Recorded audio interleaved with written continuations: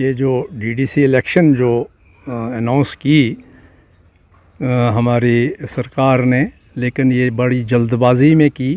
इन्होंने कोई मौका नहीं दिया बाकी पार्टीज़ को कि कहीं वो अपनी सोच से अपने कैंडिडेट तैयार करें या इसके बारे में सोचें। पहले तो जो नेशनल पार्टी थी हमारी कांग्रेस की या यहाँ की पार्टीज़ जो थी, यहाँ जो रीजनल पार्टीज़ थी, इनका ये एक सोच था कि हम किसी भी इलेक्शन में हिस्सा ना लें जब तक नहीं हमारी स्टेटहुड जो है उसको बहाल किया जाए। लेकिन बाद में हमारे जितने भी सीनियर हाई कमांड थी उन्होंने ये सोचा कि ये बार बार हम बीजेपी को एक खुला ग्राउंड छोड़ते हैं, जिसकी वजह से हमारी ये पॉलिटिकल पार्टीज़ को नुकसान होता है। तो लिहाजा हमने भी ये एक समझौता किया कि हम इस इलेक्शन में लड़ें और अपने कैंडिडेट उतारें, और उस ऊपर वाले का मैं बहुत ही शुक्रगुज़ार हूँ कि उन्होंने हमें एक बहुत अच्छा कैंडिडेट हमें निकला जो यहाँ जर्नलिज़म में उसका वो बहुत अच्छा एक्सपीरियंस रखती है और ग्रेजुएट है जर्नलिज़म में, तो बोलने वाली है, इस इलाके के मुद्दों को उठाने वाली है और इस इलाके की भलाई के लिए वो बहुत ही अच्छा एक नुमाइंदा हमें मिला।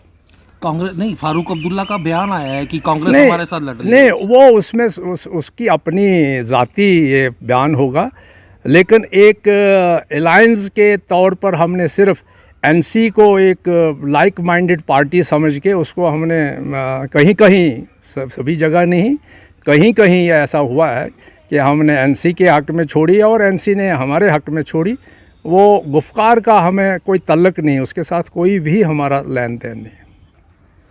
क्या समझते हैं बनी में आपका कैंडिडेट जो है बड़ा स्ट्रॉन्ग कैंडिडेट? जी, इसमें शक नहीं, बिल्कुल इसमें कोई शक नहीं। ये बनी का कैंडिडेट जो है एक महिला कैंडिडेट है, जहां हमें बहुत मुश्किल आनी थी यहाँ कैंडिडेट ढूंढने के लिए, यहाँ क्योंकि पहाड़ी इलाके हैं, यहाँ जितनी भी हमारी महिलाएं हैं ये बहुत पर्दे में रहती हैं, बाहर नहीं निकलती हैं। तो लिहाजा हमें ये कुछ बेटियां जो आई हैं बहुत ही अच्छी एडवांस हैं, और ख़ास कर ये सभी जितने भी कैंडिडेट हमारे यहाँ बनी में सबसे अच्छी और एडवांस हमें एक जो कहते हैं ना महिला शक्तिकरण, वो इस बेटी में है, इसमें कोई शक नहीं। बनी की अक्सर हम बात करें, जब हम इस जगह पे आते हैं तो बुरा हाल अभी भी हम बनी का देख रहे हैं। सरकारें पिछली भी रहीं, अब भी रहीं। डीडीसी का क्या रोल होगा इसमें? या डीडीसी एक देखिए, एक तो हमारी जो आज की सरकार जो मरकज़ की सरकार है, इसने एक ये फार्मूले इख्तियार किए हैं हमारे जम्मू कश्मीर के लिए। पहले वो पंचायत का इलेक्शन किया, पंचायत वालों को कहा कि आपको ही सब कुछ दे देंगे, वो चली गई, उनको कोई पूछता ही नहीं बेचारों को। उसके बाद चेयरमैन का इलेक्शन हुआ, उसको कोई पूछ नहीं रहा है। अब ये कौंसलें बनी, ये भी तो एक मेरे ख्याल में फिलिंग द ब्लैंक्स है। तो ये सिर्फ एक लोगों को एक उनका रुझान हटाने के लिए, कहीं कि हमारी कमज़ोरियां कहीं पकड़ी नहीं जाएं, तो लोगों का रुझान जो है बदलने के लिए इलेक्शन पे इलेक्शन कराए जा रहे हैं। तो लिहाजा हम भी इसमें शामिल हुए इस वजह से कि ना जाने कहीं कोई सोच के अच्छा ही काम करे, और हम भी चाहते हैं कि डीडीसी जो है एक सही दिशा में अगर काम किया जाए तो ये इस इलाके का सुधार कर सकते हैं, और जो भी हमारे काम अधूरे रहे हैं उनको आगे ले जा सकते हैं। जम्मू कश्मीर में 7 नेताओं ने जो है कांग्रेस ज्वाइन की है, कितना बड़ा आप इसको सफल मानते हैं? जी हाँ, इसमें हर किसी के पास कुछ ना कुछ, छोटा आदमी भी हम लें उसके पास भी कुछ ना कुछ होता ही है, अपना रिश्ता नाता आगे पीछे होता है। तो ये तो एक नेता आए हैं, इससे हमें बहुत ही मदद मिलेगी, इसमें शक नहीं। बहुत अच्छे लोग आ रहे हैं और आएंगे अभी भी, क्योंकि कांग्रेस शायद ये मुकद्दर में था हमारे, लेकिन कांग्रेस एक ऐसी जमात है जिसने इस देश को एक दिशा दी है, एक देश को आगे चलाने में बहुत कुर्बानियाँ दी हैं। हमने बापूजी के आशीर्वाद में, साए में, महात्मा गांधी जी के साए में हमने इस देश को आज़ाद कराया, और एक ऐसे महान नेताओं ने हमारी कुर्बानियाँ, बलियाँ दी हैं इस देश के लिए। तो हम चाहते हैं कि हमारा भाईचारा, हमारा देश का जो वो पुराना सुकून जो है वापस मिले। तो बीजेपी की द्वारा हमें बहुत ही दिक्कतें आ रही हैं। बहुत से हमारा देश जो है इस वक्त बहुत कमज़ोर हुआ है। इक़्तिसादी हालत जो है, मुआशी हालत जो है हमारी बहुत बदतर से बदतर हो गई है। कहाँ मनमोहन जी के वक्त 9.5% ये हमारी इक़्तिसादी पोजीशन थी, आज -27 जा रही है।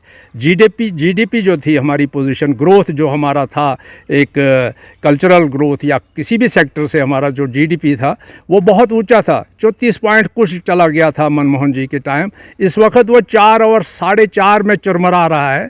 तो लिहाजा हमारे जिस कदर हमारा जो एक भाईचारा था हिंदू मुसलमान का, उसको सिर्फ महज वोट के लिए उनको तकसीम किया जा रहा है। हम तो चाहते हैं कि नेशनल पार्टी जो हमारी कांग्रेस रही है, जिसने इस देश को आज़ादी दी है, वो फिर से इस देश पे हुकूमत करे तो फिर शायद हो सकता है कि हमें सुख चैन मिले। और कम से कम राशन हमारे वक्त में 35 किलो एक परिवार को मिलता था।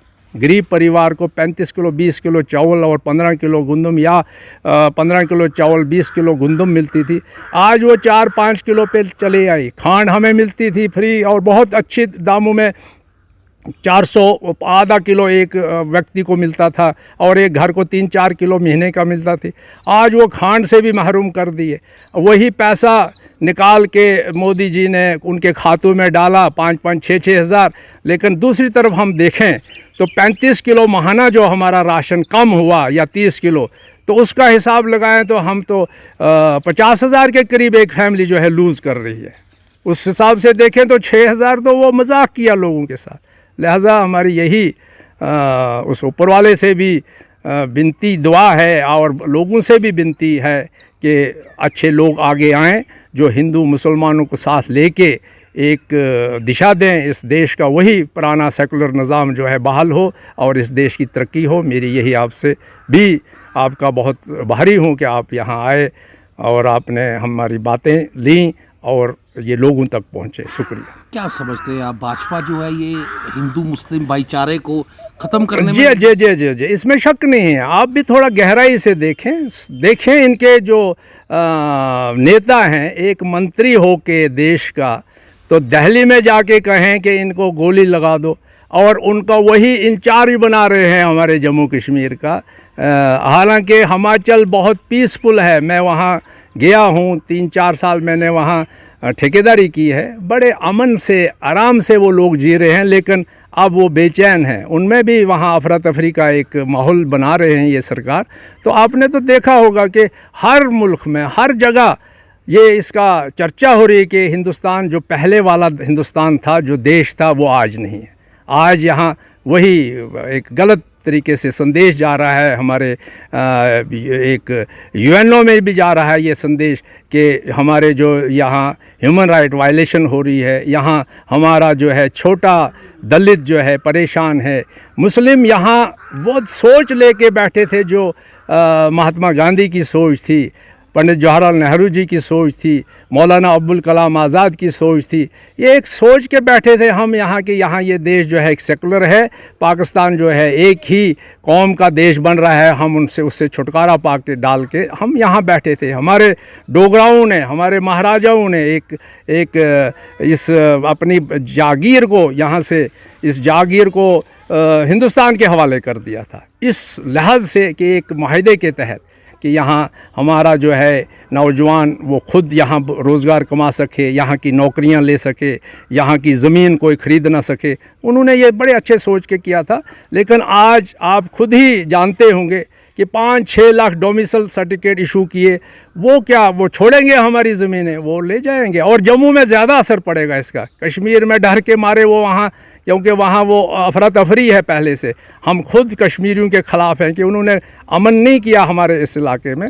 लेकिन जहाँ जो है जम्मू को अब जो हमें परेशानी आएगी, क्योंकि जितना भी गुंडा, जितना भी परेशान कुन लोग जो हैं बिहार में, यूपी में, गुजरात में, यहाँ सब आएंगे, हमें परेशान करेंगे और ज़मीनें हमारी खा जाएंगे, नौकरियाँ हमारी खा जाएंगे।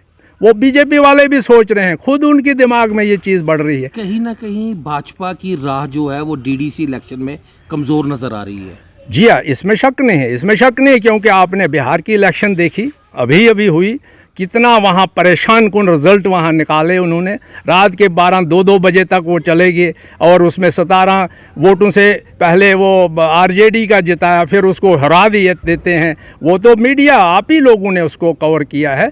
तो लिहाजा ये तो ज़बरदस्ती हुई और ज़बरदस्ती ये राज कर रहे हैं, चाहते हैं और कुर्सी खोना चाहते हैं। बनी में भाजपा का और कांग्रेस का मुकाबला है। जी, इसमें शक नहीं है। हो सकता है इस वक्त कांग्रेस अप जा रही है मेरे जिस तरीके से, तो आज भी उन्होंने एक ऐसा दाव खेला है। देखिए कितनी सियासत में मंदिर मस्जिद को हमारी बेटी है, इसमें शक नहीं।